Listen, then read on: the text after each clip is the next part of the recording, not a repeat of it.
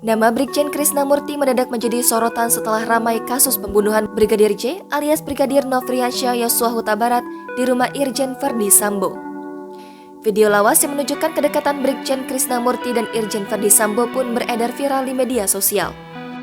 Namun, bukan konten video itu yang menjadi sorotan, tapi fakta bahwa Irjen Verdi Sambo yang awalnya wakil Krisnamurti kini justru pangkatnya lebih tinggi.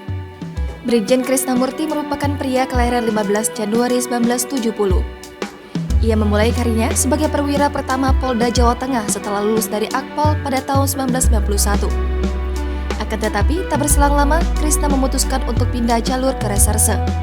Hingga akhirnya, Krisnamurti didapuk sebagai Kepala Satuan Reserse Polres Pemalang. Ia berhasil mengungkapkan kasus curanmor hingga akhirnya ia kembali bertugas di Akpol sebagai pengasuh taruna selama 3 tahun. Berlanjut ke tahun 1996, Krisna yang kala itu berpangkat Letnan 1 dikirim ke Bosnia sebagai negara konflik antara negara pecahan Kroasia dan Serbia dan menjadi lulusan terbaik PT IKA sehingga ia pun mengemban tugas yang lebih besar lagi dengan pangkat Ajudan Komisaris Polisi atau AKP yang ditempatkan sebagai sekretaris pribadi Kapolda Metro Jaya di tahun 2000.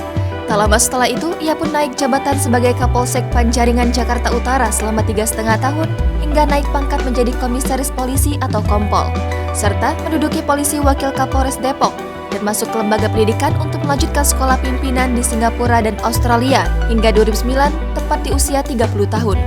Sosok Krisnamurti sebelumnya diketahui sempat menjadi Kapolda Metro Jaya bersama dengan Verdi Sambo yang kala itu sebagai wakil di Reskrimum Polda Metro Jaya.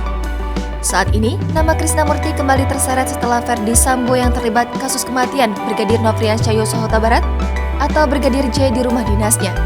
Hal tersebut sendiri lantaran perbedaan pangkat antara Krisnamurti dan Verdi Sambo saat ditugaskan di Wakil di Reskrimum Polda Metro Jaya dan saat ini. Jangan lupa subscribe, share, komen, dan like ya!